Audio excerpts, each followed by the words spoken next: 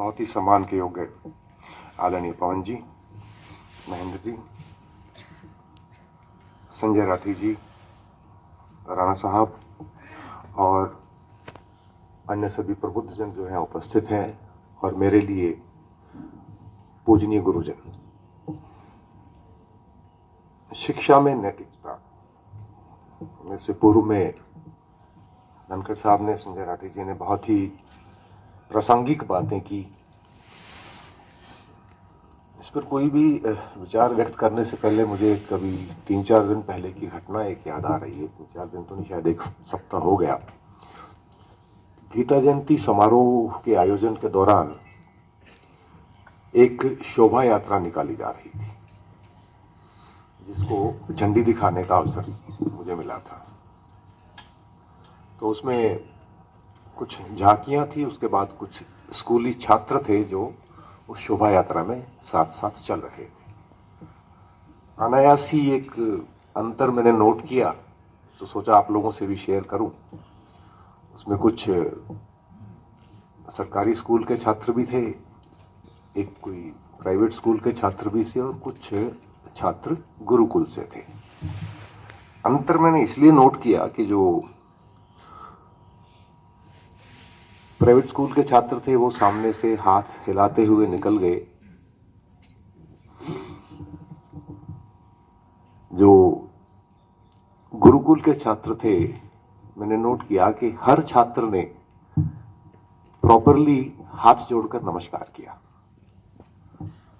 और उसके बाद हमारे सरकारी स्कूल के भी छात्र थे, उन्होंने भी जैसा हमने उनको सिखाया है, गुड मॉर्निंग सर करते हुए निकले।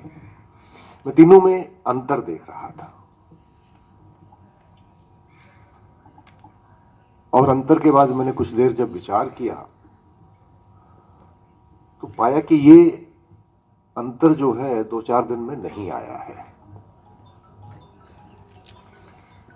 ये एक systematic demolition of Indian institutions, एक सुनियोजित भारतीय परंपराओं को निरस्त करने का, खत्म करने का एक प्रयास रहा पिछले 300-400 साल से, जब हम गुलाम थे। तो जब हम शिक्षा में नैतिकता के बारे में बात करना चाहते हैं तो सबसे पहले हमें कुछ चीजें स्वयं माननी पड़ेंगी, खुद को विश्वास करना पड़ेगा कि ये सही है। पाश्चात्य शिक्षा पद्धति ने हमारे को सबसे पहली चीज क्या सिखाई कि हिंदी निकृष्ट है।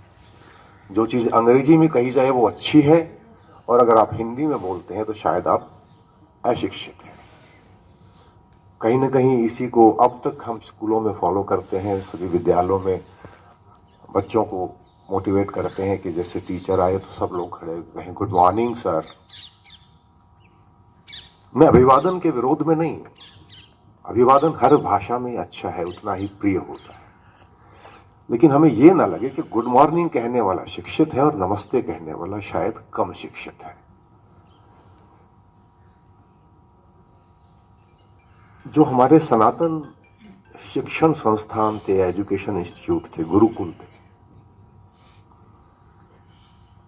मैं समझ सकता हूं समाज के विकास के साथ, समाज की प्रगति के साथ शायद उस तरह की परंपरा की पुनः कल्पना करना बहुत ज्यादा उचित नहीं होगा। लेकिन उन संस्थानों में जो अच्छा था उसको तो हम ग्रहण कर सकते हैं। गुरुकुल परंपरा में सबसे पहली चीज क्या थी? समानता का भाव। राजा का बेटा भी और फकीर का बेटा भी एक साथ बैठकर पढ़ते थे। वो व्यक्ति जो शायद पूरे गुरुकुल को लगातार वर्ष भर अन्न दे सकता था, उसको वर्ष भर अन्न देने की अनुमति नहीं थी। गुरुकुल के छात्र को भिक्षा मांगकर अपना भोजन लेना होता था। भिक्षा का तात्पर्य यह नहीं है कि उस समय का समाज उनके लिए एकत्रित करके राशन इकट्ठा नहीं कर सकता था। इसके अंदर एक शिक्षा निहित थी कि जो मन की ईगो है, आत्माभिमान है, अभिमान जो है, उसको खत्म करना है। जब भिक्षुक बन के जाएगा राशन भोजन मांगने के लिए, तो वो उसका ईगो जो उसको हर पल हर कदम पर खराब कर सकती है, उसको वहां पर तोड़ दिया जाता था। दूसरी चीज पाश्चात्य सभ्यता ने, पाश्चात्य शासकों ने जो हमारे ऊपर की, वो की कि हमें अपनी संस्कृति पर शर्म आने की ट्रेनिंग दी। हमें बताया गया कि आप झाड़ फूक में यकीन रखते हैं, ओझा में यकीन रखते हैं, ये अवैज्ञानिक है, इसलिए आप पिछड़े हुए हैं।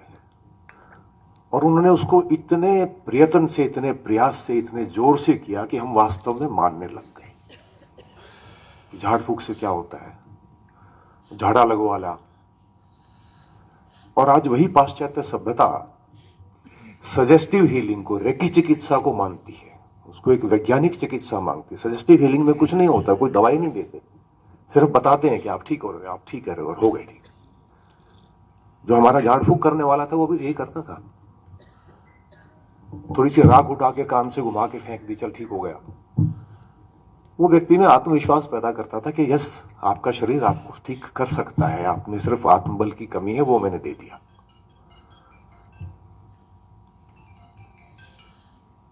हमारी प्राचीन औषधि परंपरा, चिकित्सा पद्धति नाड़ी को महसूस करके रोग बताते थे, नाड़ी वैद्य बोलते थे इसको। पश्चिमी विज्ञान ने कहा नहीं, ये गलत है, अवैज्ञानिक है। हमने मान लिया, क्योंकि उन्होंने इतने जोर से कहा, इतनी बार कहा कि मानना पड़ा, और हमारे मन में बैठ गया है अब। लेकिन अभी सुंदर पिचाई ने गूगल में एक आर्टिफिशियल इंटेलिजेंस की ऐप इंट्रोड्यूस की है, जो कहते हैं कि वो आपकी आंख के रेटिना को देख करके आपके पूरे शरीर के रोगों को बता देगा। अगर ये संभव है तो नाड़ीवाद का जो विश्वास था, जो उसका अनुभव था, वो सही था। लेकिन हमें बार बार बताया गया कि नहीं, ये गलत है, ये वैज्ञानिक तौर पर सही नहीं है, इसलिए आप इसको गलत परंपरा मानते हैं, और हमने मान लिया।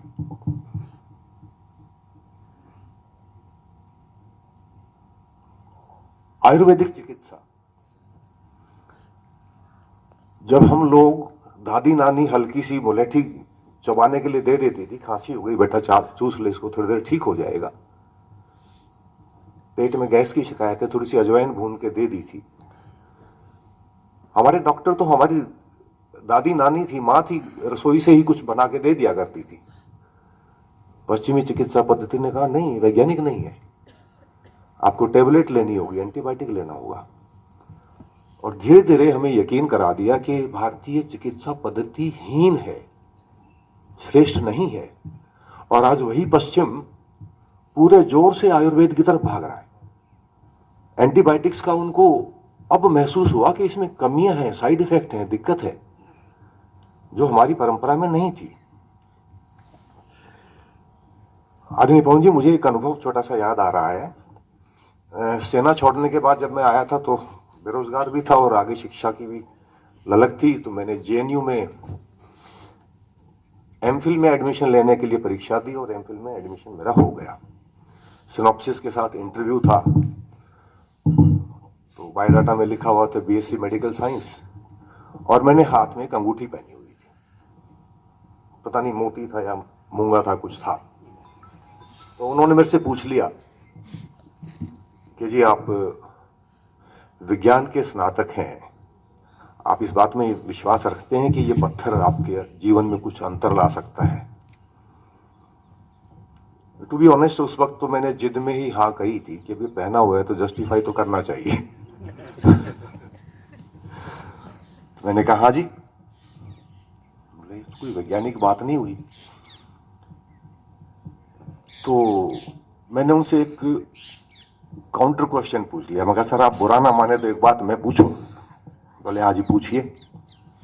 तो मैंने कहा अगर मैं आपसे ये पूछूं कि मैं आपके घर में 10 ग्राम यूरेनियम रख दूं तो आप क्या कहेंगे?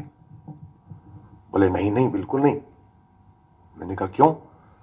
बोला उसमें से रेडिएशन निकलती है, उससे कैंसर हो जाता है। मैंने कहा ठीक है। फिर मैंने कहा सर, यही सवाल मैंने आपसे 300 साल पहले पूछा होता ना तो आप कहते हाँ जरूर लेके आओ, चमकने वाला पत्थर है। क्योंकि 200 साल पहले मैडम क्यूरी ने ये खोज की कि इसमें से रेडिएशन निकलती है जिनसे कैंसर हो सकता है, इसलिए वो नुकसानदायक हो गया। उससे पहले अच्छा था। बोले आप कहना क्या चाहते हैं? मैंने कहा कि हो सकता है 500 साल के बाद कोई आदमी ये पता लगाए कि जी मूंगे में से भी कुछ विकिरण निकलता है जो शायद आपकी मानस पटल पर कुछ अंतर डालता है। तो मुझे तो पारंपरिक संस्कार ने बताया कि पहनना चाहिए, तो मैंने उस पर विश्वास कर लिया। तो स्लोली हमारे को अपनी सांस्कृतिक धरोहर को हीन मानने का, नीचा मानने का, कमजोर मानने की आदत डाल दी गई। शिक्षक होने के नाते सबसे बड़ा दायित्व आपके ऊपर यह है कि बच्चों को अपनी संस्कृति, अपने संस्कार के बारे में पढ़ाने से पहले हम खुद उसमें विश्वास करना शुरू करें।